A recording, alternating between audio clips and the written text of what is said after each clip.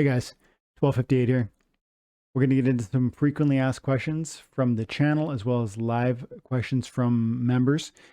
If you're interested in becoming a member, you can follow me on the community page of the YouTube channel. We have various levels which have increased access to either me or to content I'm creating. Additionally, you at silver or higher, you can request to become an intern for the Time and Attention Guild. And so if that's interesting to you guys, check it out. And otherwise, just hope you enjoy the video. Like and subscribe. Thanks, guys. I want to go back to Fire King from the marketplace there. Fire King selling that card. Fire King is one of the biggest bot runners in the game, and I think he's got thousands of bots. And he posts on Hive, or he posted on Hive talking about what he's done with the bots, and he's talked about how much, I guess, thousands and thousands of dollars he's invested in the game, from buying the accounts and then getting some cards, and all of it was a risk, right? And designing the bot, and all of it was time investments and money investments in a game that he thought was cool and thought had vision and an opportunity to really stick around. And so he has expressed belief in the game with both his money and his time. And part of what he's done is create an ecosystem that is more playable. Think about it. At a time when I used to play this game, there was like 1,000 people playing the game daily. There was times where you'd have to wait 2, 3, 4 minutes to get a match. But then the bots would come along, and they would fill those opportunities, those moments. And so I got matches sooner. That's one incidental benefit that you get from having bots in the ecosystem. Now, I know there's a ton of problems with them, and I'm not trying to take that away. I've argued against bots in some ways recently, but it's just interesting to note that people want to think of these things as if they're black or white, as if it's like 0 and 1. Are bots good or bad? That sentence doesn't make any sense. That question doesn't make any sense. It's far more complicated and nuanced. It's like, well, when I used to play the game, 3 years ago, bots would help me have more fun and play more times, and maybe unlock my daily rewards faster, because it would allow me to get those matches quicker. You can see that's a good argument why bots helped me. Conversely, you might say that bots are extracting too much reward for too little investment. That's maybe a good reason why we should nerf bots. Another positive for bots is what we end up seeing right here, and it's like the proof's in the pudding.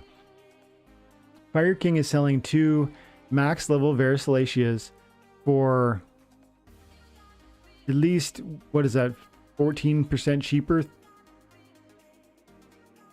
12% cheaper than the next guy, and significantly cheaper than like the couple after that. Like, this is a very good price, very good. And only someone who collected assets by using bots would be in a position to liquidate at prices like this. That's the truth. Bots are cheap labor. And there's a reason why we buy our white t-shirts from Walmart. Think about it. You don't go to you don't spend $500 on a white t-shirt.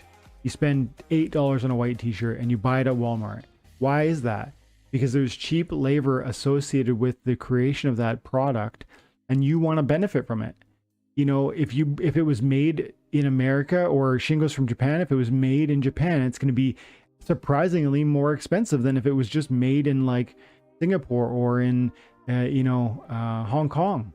It's going to be cheaper to ship it across the world because the labor is so inexpensive.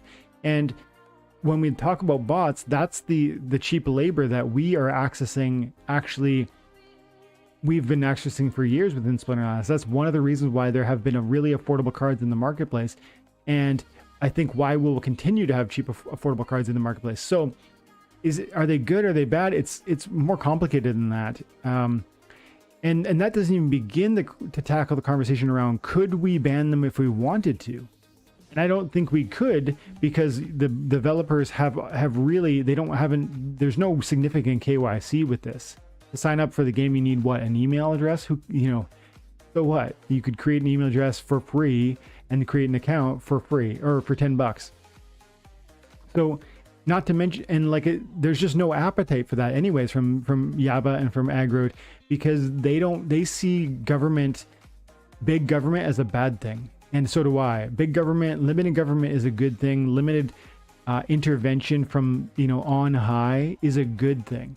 And so Agrod and Yaba have said repeatedly that they don't want to get into stuff like that and make the call where we're going to hunt down bots, we're going to end those accounts. That would be big government. And just look at like America, just look at, you know, Canada, just look at the world. Like, what do you think, like, the big government decisions are helping our economy, for instance?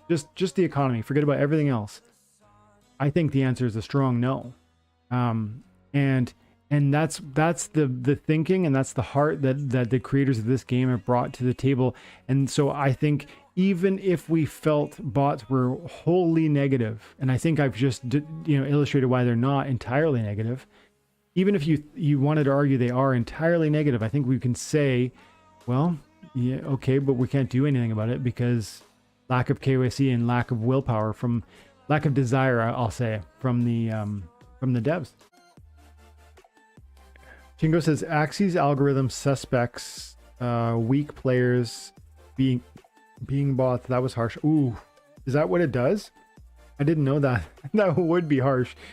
Can you imagine sucking so bad at Splinterlands and they just kicked you? They're like, oh, you must be a bot. There'd be like a big screen, like a big message on the screen. You're too terrible. You must be a bot.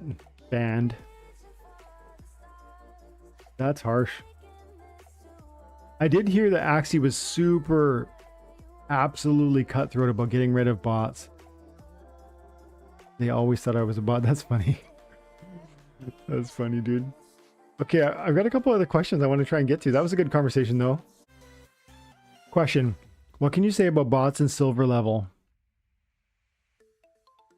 Most of my enemies are bots. You can tell they're bots because they have numbers on their names, and they always play the same Splinter and the same cards and gold foil, he says. It's kind of annoying.